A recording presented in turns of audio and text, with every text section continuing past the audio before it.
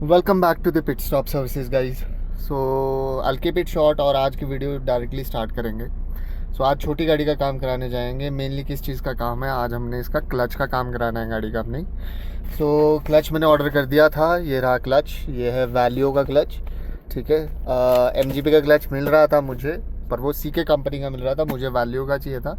उसका रीज़न भी बताऊंगा आपको क्वेरी खोल के कि क्यों उसमें और इसमें क्या डिफरेंस है।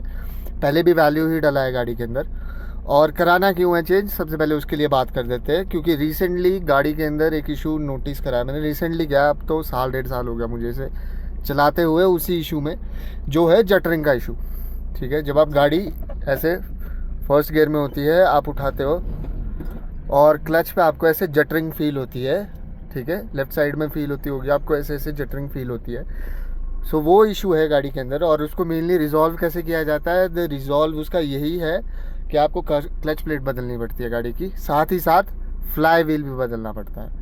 अब छोटी गाड़ी है, बड़ी गाड़ियों में फ्लाई व्हील बदल नहीं सकते हैं हम लोग। क्या करते हैं हम, बड़ी गाड़ियों में स्किमिंग कर देते हैं क्योंकि उनका हैवी ड्यूटी होता है, और ये छोटी गाड़ी है, इसका फ्लाई व्हील इतना महंगा नहीं है, तो मेक सेंस कि इसका फ्लाई व्हील भी बदल दिया जाए। आज इसका फ्लाई व्हील बदलेंगे, क्लच बदलेंगे, रिलीज बेरिंग बदलेंगे। अगेन वो इशू क्यों आता है, सबसे पहली बात, मेनली वो इशू इसलिए आता है, वो हीट की वजह से आता है। क्योंकि जो आपका फ्लाई व्हील होता है, मैं दिखाऊंगा आपको वीडियो में, उसमें बर्न के मार्क्स हो जाते हैं थोड़े थोड़े। तो जब आपकी क्लच प्लेट उसमें जाती है, मैं क्लच प्लेट जब सिंक करती है तो वो स्लिप होती है यूँ, जब आप उठा रहे होते हो, क्योंकि उसी में इशू आएगा, बाकी नहीं इशू आता है गाड़ी के अंदर कोई चलाते हुए। जब वो उठा रहे होगे तो वो जटरिंग उस वजह से होती है। तो अब साल डेढ़ साल से जटरिंग का इशू आ रहा है मुझे कंटिन्यूसली। अब काफ़ी बढ़ गया है, पहले थोड़ा थोड़ा था, और ये इसीलिए होता है क्योंकि आप जाम में चलते हो, लोकल चलती है जो गाड़ी ज़्यादा, जिसमें फर्स्ट सेकंड ज़्यादा चलता है, और हम हिमाचल में रहते हैं, अगेन यहाँ चढ़ाई ज़्यादा होती है और गाड़ी लोकल में बहुत चलती है। तो वो हीट की वजह से अंदर जो ट्रांसमिशन होता है, इतना हीट होता रहता है, कूल डाउन होता रहता है, हीट होता रहता है, तो उस वजह से वह दिक्कत आ जाती है गाड़ियों के अंदर। काफ़ी गाड़ियों में आती है। तो इसका मेन इशू यही है। अगर आप इसको सिर्फ क्लच प्लेट करके रिजॉल्व कर दोगे तो ये रिजॉल्व नहीं होता है, आपको स्कीमिंग करानी ही पड़ेगी, या तो फ्लाई व्हील की, या आपको फ्लाई व्हील चेंज करना ही पड़ेगा। यही इसका एक इशू है, इसी वजह से ये रिजॉल्व होता है। ठीक है, और भी एक चीज़ होती है, अंदर एक छोटा सा बेरिंग होता है जो फ्लाई व्हील में लगता है, उसका भी कई बार इशू होता है। ठीक है, आज आगे आपको दिखाऊंगा पूरी वीडियो में कि कैसा प्रोसेस है इसका और कैसे हमने ये रेक्टिफाई करना है। ठीक है, चलते हैं वर्कशॉप गाइज अभी। आगे की वीडियो आपको वहीं दिखाता हूँ। गैरेज में आ चुके हैं गाइज, और जैसे कहा था उसके बाद काम शुरू हो चुका है। ये देख सकते हो आप, ऑलरेडी फिटिंग खोलने के प्रोसेस में हम। ए डक निकाल दिया है हमने फुल असेंबली के साथ, वो रखा वहाँ पे। ठीक है, ये केनिन है इसमें लगा हुआ, इसको ऊपर रख देता हूँ मैं। ठीक है, एंड प्रोसेस शुरू हो रहा है। तो जैसे जैसे चीज़ें खुलेगी मैं आपको बताता हूँ उसके बाद आगे। Half of the fitting has been opened, ये देख सकते हो आप, और बारिश शुरू हो चुकी है। आधी फिटिंग खोल दी हमने गाड़ी की, और आधी अभी खुलने को रह गई है। तो एक बार पूरी हो जाएगी तो उसके बाद अब इंजन बाहर निकाल देंगे, मतलब सब कुछ ही बाहर आएगा टेक्निकली, और फिर गियर बॉक्स खुलेगा। उसके बाद का प्रोसेस मैं फिर दिखाता हूँ आपको आगे। अपडेट ऑन दी कार, गाड़ी की आधी से ज़्यादा फिटिंग हमने खोल दी है, आधी से ज़्यादा क्या, पूरी ही खोल दी है एक तरह से। बस अब थोड़ी बहुत चीज़ें बची है। अगर किसी ने देखा नहीं है तो गाड़ी ऐसी दिखती है आगे से खुलने के बाद। ठीक है, ये क्योंकि इसलिए हमने इंजन बाहर निकालना है। एक बार इंजन बाहर आ जाएगा तो हम बाकी चीज़ें भी साफ़ कर लेंगे इसकी। बस अब इंजन बाहर देखो सब कुछ खोल ही दिया है टेक्निकली। एक्सेल्स खुल चुके हैं, यहाँ से देखो वो रहा नीचे, ये देखो क्योंकि हिल रहा है इंजन ऐसे भी सारा, वहाँ बज रहा है। बस अब इसको हम बाहर निकालेंगे एक तरह से, और इसमें 2 से 3 बंदे लगेंगे हमारे इंजन बाहर निकालने में। ये देखो फाइनली इंजन बाहर आ रहा है, और किसी ने देखा नहीं हो तो ऐसे आपको बाहर निकालना पड़ता है। खोल के भी कर लेते हैं कई लोग, क्लच प्लेट के साइड से ही खोल के कर दिया या कुछ कर दिया। ठीक है, कि आप गियर बॉक्स उतार सकते हो एक्सल उक्सल खोल के, बट हमने ये इसलिए निकाला क्योंकि बाकी चीज़ें भी मैंने साफ़ करनी है, तो एक बार सफाई भी अच्छे से हो जाएगी गाड़ी की अंदर से, इंजन वगैरह सारी चीज़ें। तो इसलिए पूरा ही बाहर निकाल दिया एक ही बारी में। ये फाइनली बाहर आ गया, and this is how car looks without engine. तो ये देख लो गाड़ी ऐसी दिखती है विदाउट इंजन अंदर से। ये पूरा इंजन रहा आपका। मारुति का इंजन छोटा ही है टेक्निकली, इतना कोई मेजर नहीं है, बड़ी चीज़ नहीं है इसमें कि बहुत बड़ा इंजन है, छोटा सा इंजन है वहाँ गाड़ी का। यहाँ से पता लगा सकते हो आप, एग्जॉस्ट मैनिफोल्ड देखो गाड़ी का कितना सा है, इतना सा, एक हाथ के बराबर है पूरा। ये देखो ये एग्जॉस्ट मैनिफोल्ड है पूरी गाड़ी का। पूरी खुल चुकी है, इंजन ये रहा, गियर बॉक्स ये रहा, खोल दिया है। सो अंदर से देख सकते हो ऐसा है, इसको क्लीन करेंगे अच्छे से, ऐसा नहीं है कि क्लीन नहीं करेंगे। ये होता है आपका रिलीज़ बैरिंग, ठीक है, ऐसे आवाज़ नहीं कर रहा है बट हम क्योंकि गियर बॉक्स खुला है तो हम इसको भी चेंज करेंगे। और ऐसा दिखता है आपका गियर बॉक्स साइड से।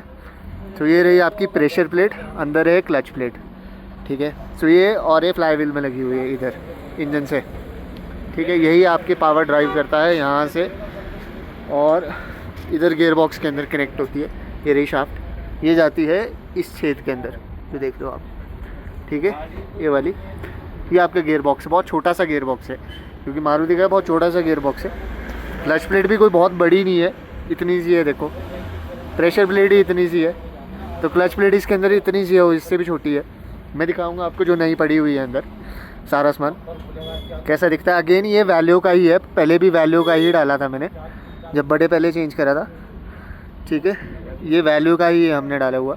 सो अगेन इसको खोलेंगे, क्या दिक्कत आती है, जो गाड़ियों के क्लच अगर हार्ड हो आते हैं, कभी आप बोलते हो कि क्लच हार्ड होते हैं, तो वो दिक्कत किस वजह से होती है, वो होती है इस वजह से, ये प्रेशर प्लेट होती है जो इसकी जो ये फिंगर्स होती है, ये देख रहे हो आप, ये हार्ड हो जाती है। रिलीज़ बैरिंग जब इस पर प्रेस करता है, आप क्लच दबाते हो, ठीक है, तो ये बाहर आता है, ये यहाँ से बाहर आता है, ये देखो ऐसे, तो ये बाहर आता है आपका। और ये रहा अगेन, तो ये बाहर आता है, इस पर प्रेस करता है, ये प्रेस करता है तो थोड़ा सा गैप बनता है अंदर, वही सारा खेल होता है, ठीक है। आप गेयर चेंज करते हो, अगेन वापस उसमें बैठ जाता है और बस you are good to go. So ये हार्ड हो जाती है, ये हार्ड होने के बाद आपका क्लच हार्ड फील होता है। ज़रूरी नहीं है अंदर क्लच ख़राब हो, जो डिस्क है वो ख़राब हो, यही हार्ड हो जाता है कई बार सिर्फ। खुल चुका है लो एट द एंड, ये रहा फ्लाई व्हील, ठीक है। सो ऐसे देखने में आपको ठीक लग रहा होगा बट ये बहुत चिकना हो चुका है। जैसे मैंने बोला, इसको आप स्किमिंग करके भी चला सकते हो, जो बड़ी गाड़ियों में स्टार्टिंग में बताया था कि बड़ी गाड़ियों में स्किमिंग करके चलाना पड़ता है, बट ये बहुत हीट हो चुका है क्योंकि 800 में जो प्रॉब्लम है वो इन गाड़ियों में है कि ये हीट बहुत होती है, ठीक है। इस वजह से आप इसको स्किमिंग भी कर दोगे, फ्लाई व्हील में ही तड़ आ गया जिसको बोलते हैं, यही एक्सपैंड हो चुका है मतलब थोड़ा बहुत। तो ये मैं कर भी दूंगा, ये तब भी प्रॉब्लम करेगा, और जनरली अगर मतलब नहीं भी करेगा थोड़ा टाइम बाद करेगा ही। प्लस ये इतना कॉस्टली नहीं है कि अगर आपको चेंज करने के लिए वो, ठीक है, उस वजह से इसमें ज़्यादा इफेक्ट नहीं है। ये आपकी प्रेशर प्लेट, ये नया सामान है सारा। सो यहाँ पे आपका रिलीज़ बैरिंग आ गया, क्लच, एक सेकेंड, ये नया क्लच है, वो देख लो आप, this is the old one, ठीक है। देखने वाइज ये भी इतना नहीं था डाउन, बट ये नया है अगेन बेटर। और वो रहा नया फ्लाई व्हील, वो दिखा अरे मोनू, तो है भी है 2.5-3 किलो का। So side by side comparison, this is old one, ये न्यू वन, ठीक है। ये सरफेस है देखो, इसमें आवाज़ भी आ रही है, ये बिल्कुल ही प्लेन हो चुका है, यहाँ से बचा हुआ है थोड़ा बहुत जहाँ पे क्लच घूमता है गाड़ी का बस। और ये रहा pressure plate, again made by value, ये पुराने वाली भी वैल्यू की ही थी, वैल्यू का एक क्लच सेट यूज़ कर रहा हूँ मैं, सेम सीके नहीं कर रहा हूँ। अगेन सीके और इसमें डिफरेंस क्या है दोनों में, कि उसमें कितनी है टोटल, ये 12 होती है, ये कम से कम 24 है।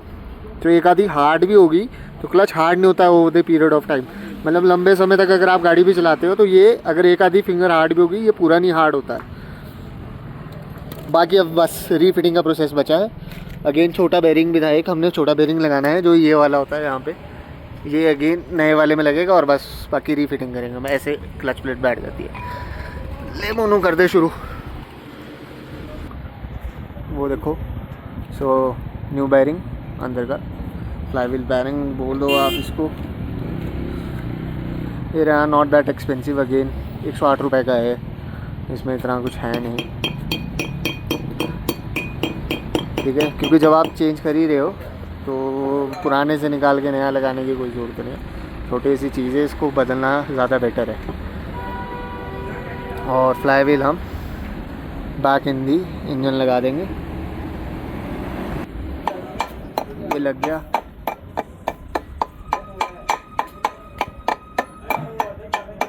बड़ी गाड़ियों में जो जटरिंग का इशू भी आता है कई बारी, तो वो इस बेरिंग की वजह से भी आता है। ठीक है, होता क्या है, आप नया बेरिंग तो लगा देते हो, जो गियर बॉक्स होता है, मैं एक सेकंड दिखाता हूँ आपको। ये आगे की जो गियर बॉक्स में शाफ्ट होती है, ठीक है, यही इतनी घिस चुकी होती है over the period of time कि ये वॉबल करती है अंदर जब डालते हैं। तो जब आप गाड़ी उठाते हो तो वो वॉबल करता है, जटरिंग आती है बड़ी गाड़ियों में, चाहे आप सब कुछ कर लो तब भी इशू आएगा। तो ऐसा होता है कि ये भरना पड़ता है कई बार, उसके बाद स्कीमिंग करके सब कुछ करने के बाद दोबारा से फिट करना पड़ता है उसमें, तब जाके ठीक होता है वो। छोटी गाड़ियों में ऐसा इशू नहीं है। अगेन छोटी गाड़ियों में ऐसा कुछ नहीं है। फ्लाई व्हील के बोर्ड लगा रहे हैं जो मैंने बताया, इसमें वो इशू नहीं है, उसकी शाफ्ट ठीक है। इसमें जो इशू है फ्लाई व्हील का ही है मेजर। अब फ्लाई व्हील चेंज करता है, क्लच प्लेट ना चेंज करता तो सेंस नहीं बनता है। सो इसलिए फ्लाई व्हील भी चेंज हो रहा है, क्लच प्लेट भी चेंज कर रहा हूँ, रिलीज बेरिंग भी चेंज कर रहा हूँ, क्योंकि चीज़ एक बार खुलती है, बार बार नहीं खुलती है। ये 7-8 साल बाद करा रहा हूँ, तो वही है। अंदर से भी हमने साफ़ कर दिया है, ये आप देख सकते हो, अच्छे से साफ़ करा पेट्रोल से। और बेरिंग लगा रहे हैं अभी नया। सो बस ये फिट होएगा एक बारी, उसके बाद हमने इसको फिट कर देना है यहीं पे ही, और फिर गाड़ी के अंदर हम वापस फिट कर देंगे। गाड़ी में इंजन वापस फिट कर दिया। फिटिंग का प्रोसेस का वीडियो नहीं बना पाया बिकॉज इंजन हाथ में उठाया हुआ था आधा। सो फिट हो चुका है। अब बचा क्या है, ये सारी फिटिंग करेंगे। उसके बाद रेडिएटर में हमने फ्लश कर दिया था, मतलब कूलेंट निकाल दिया था, तो कूलेंट अब दोबारा से डालेंगे। सो अब एक बारी फिट हो जाए सब कुछ हो जाए तो फिर उसके बाद की वीडियो दिखाता हूँ मैं आपको। फाइनली गाड़ी सारी पैक हो चुकी है हमारी, सब कुछ फिटिंग कर दिया हमने। कूलेंट डाल रहे हैं, ठीक है। सो एज साइड नया कूलेंट डाल रहे हैं, और ये रहा। सो कूलेंट भी कैस्ट्रॉल का यूज़ करो मैं, रेडिकूल। देखो यहाँ पे मैं आपको दिखा देता हूँ, दिस वन, ठीक है। ग्रीन ही निकला था तो ग्रीन ही डाल रहा है। पुराना भी ठीक था मेरा, थोड़े टाइम पहले ही चेंज कराया था हमने, मतलब 1-1.5 साल। बट वो मैंने सॉरी उसको दिखा नहीं पाया आप लोगों को। जैसा मैं हमेशा बोलता हूँ, आपका लाइफ टाइम नहीं चलता है कूलेंट भी, उसका भी टाइम फ्रेम होता है। मैंने पहले ही चेंज कराया था 1 साल में, बट वो भी ख़राब था, मतलब वो जंग निकला था उससे भी। सो मैं जो रेगुलरली भी चेंज कराता हूँ, स्टिल उसकी गाड़ी में अगर ऐसा हो रहा है, तो जो लोग करा ही नहीं रहे 2-3 साल, 4, 5, 6, 7, 8 साल से कूलेंट, तो आप सोचो आपके इंजन का क्या हाल हो रहा होगा। सो कूलेंट भर रहे हैं, और उसके बाद इनटेक का पाइप लगाएंगे हम, होज लगाएंगे पूरा, और बस और डन हो जाएगी गाड़ी हमारी, ठीक है। लास्ट की एक बारी पूरा सब कुछ हो जाए तो एक बारी लास्ट में दिखाता हूँ आपको सब कुछ फिटिंग। गियर ऑयल बचा है बस डालने को, गियर ऑयल डालेंगे, एवरीथिंग अपडेट होके, तो पूरा एक बारी सब कुछ हो जाए तो उसके बाद आपको बाकी का प्रोसेस वैसे बचा नहीं है, बस बाकी की पूरी एक वीडियो की एंडिंग दिखाता हूँ आपको, सब फिटिंग होने के बाद स्टार्ट करके गाड़ी। सो लो फाइनली गाड़ी स्टार्ट हो चुकी है, सारी फिटिंग कर दी है हमने, ठीक है। कूलेंट भी डाल दिया है, टॉप अप कर रहे हैं जितना बचा है जो लगेगा। 3 बॉटल लगी है, 3 लीटर ही आता है, 1.5 से 2 लीटर के राउंड, 1.5 से अब गियर ऑयल आता है, वो डाल दिया। ये रहा अगेन शेल, ठीक है, 75W90, यही यूज़ करता हूँ मैं। सो यही था फाइनल प्रोसेस। अब बम्पर और everything has to be fitted back, तो एक बारी उसको कर देंगे फिट, और गाड़ी इज़ गुड टू गो। और टेस्ट पे जाएंगे, टेस्ट रन पे, और फिर डन है गाड़ी। बेसिकली डन है, अगर गाड़ी साइलेंट है, स्टार्ट है, तो इट्स ऑल डन। बस अब फिटिंग का प्रोसेस बचता है जो एंडिंग का है।